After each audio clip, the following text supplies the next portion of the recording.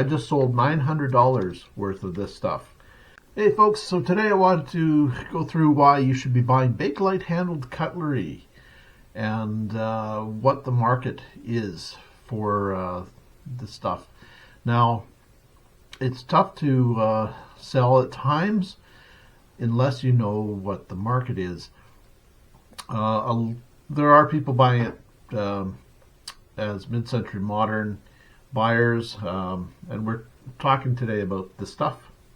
This is all Bakelite. Actually, I shouldn't even have it right now. I forgot to show it to my buyer. I'm sure he would have bought this stuff as well for a certain reason. There's a special reason why this stuff is selling, and it's selling well. I just sold $900 worth of this stuff. I did give him a discount, a couple $100, just as a new customer. And I didn't have a lot into a lot of it. A lot of it was bought at thrift shops for 50 cents, $1, whole sets of carving knives and stuff for $5 type thing. So a lot of it I didn't have a lot into. Now, just let me set this stuff down. Now we've got some sharp knives here. Anyway, okay, it's safe, not going to slice me open. So yeah, the market for this stuff is surprising. A lot of people do buy it for use in their mid-century modern homes. There's people who collect Bakelite, of course, and keep it intact.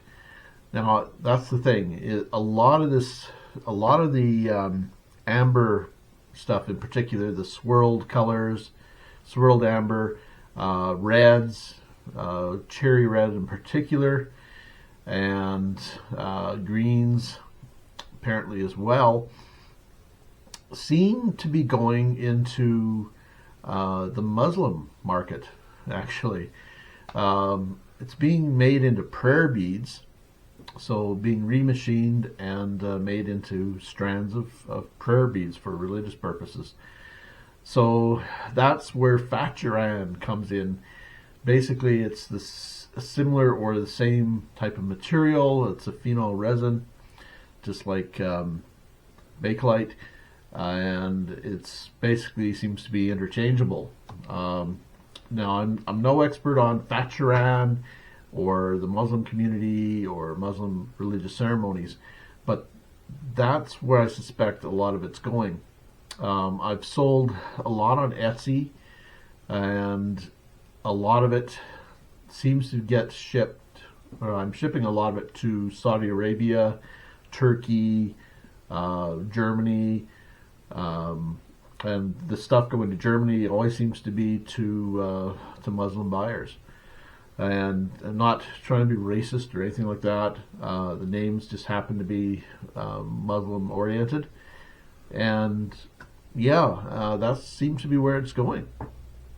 And paying fairly well for it, especially if it's good chunky pieces that I guess you could get a lot of beads from.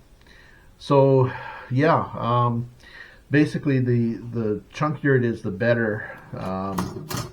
So stuff like, let's see, stuff like this sort of thing where you've got a wide, good chunk of stock material, and I'm getting for a knife like that, maybe $10, something like that, 10 Canadian. Letting it go rather inexpensively technically, but they don't cost me a lot.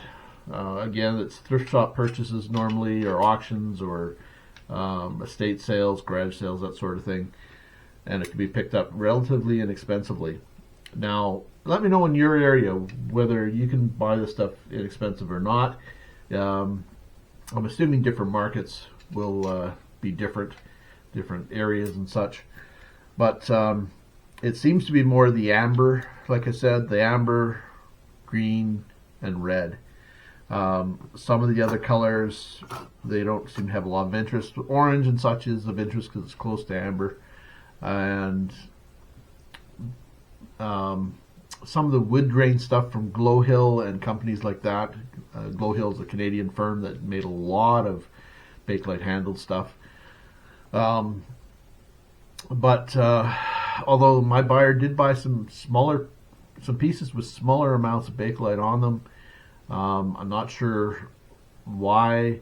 Again, trying to get a straight answer was a little difficult.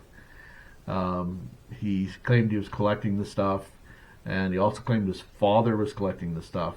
So I'm not sure exactly who is doing the collecting, but nice enough guy, yeah, decent guy. But I'm assuming that's where it's going, is being milled or machined into prayer beads. So yeah, and again, it's inexpensive. So like I said, I sold $900 worth yesterday. Very well worthwhile. I don't think my cost was probably more than maybe $300, so I probably made $600, something like that. That's why I was able to give him a good discount. The total was $1,214, so I'm assuming I did fairly well on that. When you can sell a bottle opener with a Bakelite handle for $15, knives, just regular steak knives for $5 a piece, individual handled carving set pieces that are mismatched, which are tough to sell when they're mismatched. You need full sets to be able to sell them to a collector. Getting $10 a piece is not too bad. And I'm assuming you could get $10 US basically as well. But like I said, I wanted to move a bunch of it. I had a bunch of it hanging around, and I had slowed off buying the stuff because this wasn't moving fast enough for my taste on Etsy. So now I've got a ready market for it to this one particular buyer, and whatever he doesn't want, I'll put on Etsy. But I seem to have found a good buyer for it. And that's all it takes, is one really good buyer. It's good to have maybe a couple in backup as well. But you get one really good customer like that, it can make your month. Especially when you're picking this stuff up quite cheaply. And it makes it worthwhile hunting it down. So anyway, you can make a fair buck on this Bakelite handle cutlery if you find the right buyers. So yeah. And there's other Bakelite things as well. You can look for bases of old trophies. There's another one that is kind of a sleeper. You may see a trophy at auction, and if it's got a good thick Bakelite base, that could be a $500 base. So, you can pick up a trophy for a pittance at an auction or estate sale or something. Or the clock cases, there's solid Bakelite clock cases. So really get to know how Bakelite is, or not how it's made, but how it feels, it smells. Carry a little bit of semichrome around with you to do a test if you need. But know the rubbing test. When you rub it and heat it up with friction, you tend to get a formaldehyde smell. And that's on about 95%. There's maybe 5% where you can't quite smell it. It depends how sensitive your sense of smell is as well. I know a dealer friend that her sense of smell isn't as keen as mine, and couldn't smell the odor on some that she had. So yeah, semichrome will be the go-to for her. And also learning the sounds.